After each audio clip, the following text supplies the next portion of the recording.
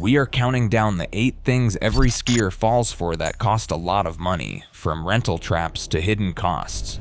Whether you are a first-timer or a seasoned skier, these 8 secrets will change how you see ski resorts forever.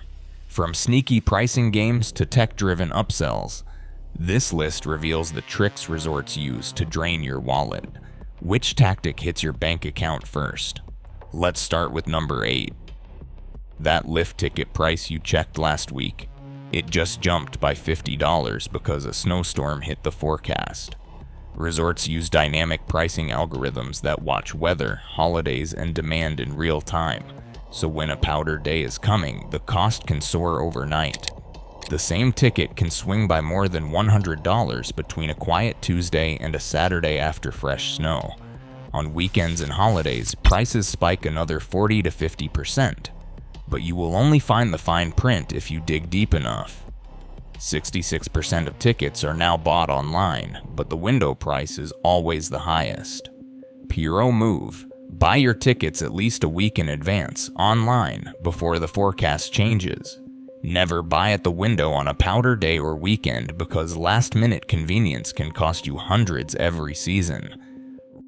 Renting gear at the resort sounds easy until you're handed the standard package. For $40 to $50 a day, you get skis and boots that look like they have survived a decade of spring break. Ask about comfort or performance, and suddenly staff suggest you will have a much better day if you upgrade. The pitch goes something like, "You are an intermediate? You really should be on performance skis." That is another $20 or more stacked onto your bill. Meanwhile, the so-called tune on base gear is often just a quick glance for damage, not a real wax or edge sharpening. The result is you pay more, but still get equipment that feels sluggish and worn out. Here is how to beat it. Rent from a shop in town, 5 or 10 minutes from the mountain. You will pay about half the price, get properly fitted, and walk out with gear that actually helps you ski better. Day tickets at major resorts now run $150 to $200 each. But here is the math they hope you will not do. Epic and Icon passes, which cover dozens of resorts, cost about $700 to $900 for the whole season. If you ski just 5 to 7 days at one of their mountains, you have already broken even. After that, every extra day is basically free. Resorts rarely point this out because they make far more from tourists who pay per day, especially those who show up last minute and buy at the window. Instead, they splash day ticket prices everywhere and keep pass details buried on separate pages. What they do advertise are payment plans and early bird discounts if you buy your pass in the spring, sometimes letting you lock in with just a small deposit. The smart move is to run the numbers yourself before your trip. For most skiers, buying a pass up front means you keep hundreds in your pocket instead of handing it over at the ticket window. A single lunch at a ski resort can wipe out your savings from every ticket hack and rental deal. Cafeteria menus are packed with sticker shock. $18 for a burger, $25 for a pizza, $8 for a bottle of water. It is not just the price, it is the quality too. Most of the food sits under heat lamps for hours, churned out by seasonal staff with little training. By the time you reach the counter, you are cold, tired, and miles from anything else, and that is exactly what the resort is counting on. Outside food is banned in most base lodges with signs posted everywhere, but nobody can stop you from eating in your car or tailgating in the parking lot. 5 minutes off the mountain, local diners serve better food for half the price, fresh, hot, and with real service. Packing your own snacks, sandwiches, and a thermos in the car can easily save a family $50 or more per day, and you will actually get to eat what you like. This is a simple money-saving move that keeps more cash in your wallet and away from the resort. Parking at ski resorts used to be simple. Show up, park close, and head straight for the lifts. Now just finding a spot near the base can cost $20 to $40 a day, every day you ski.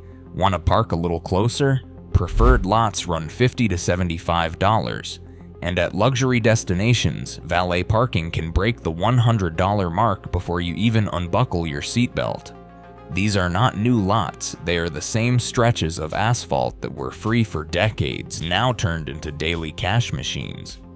Resorts justify the fees with talk of traffic control and snow removal, but the reality is this is pure profit on something that is already built and paid for. Sure, some places still advertise free parking, but check the fine print. It is often a remote lot 2 miles from the lifts with a shuttle that eats up your morning. The trick is to plan ahead. Carpool when you can, arrive extra early for any free spots, or park in town and use public transit if it is available. Every dollar you do not hand over for parking is one more you keep for actual skiing.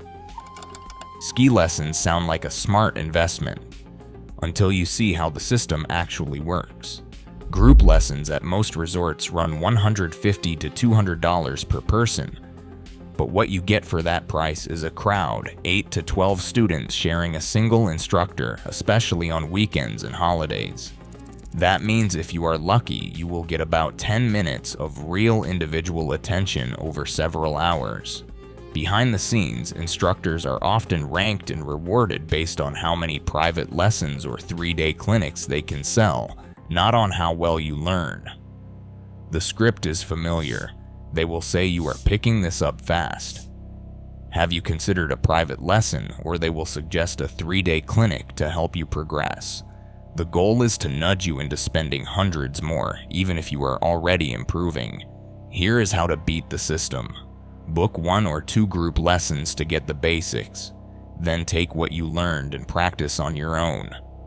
You do not need a week of classes unless you are training for a podium. Most skiers get the best value by learning the fundamentals, then hitting the slopes with friends. Ski resorts love to hype up opening day with glossy emails and social posts, promising the return of full mountain adventure. But check the fine print, and the reality is usually much smaller. Most opening days feature just 2 or 3 runs, barely 10% of the terrain, and you will still pay the full lift ticket price. Trail maps show a sea of closed trails, while the only open slopes are crowded and icy, with lift lines stretching 30 minutes or more. Meanwhile, marketing materials keep showing powder-covered peaks and wide-open bowls, even if those areas are roped off or bare. Full mountain open does not guarantee good snow or even safe conditions. It simply means every lift is spinning, no matter how thin the coverage. Early season tickets cost the same as midwinter, but you are getting a fraction of the experience. The smartest move is to check snow reports and live webcams before you buy. Do not trust the promo photos or vague terrain updates. Waiting until mid-December or January, when most of the mountain is actually skiable, can save you a lot of money and disappointment. Every time you tap your pass at a lift, the resort logs the scan.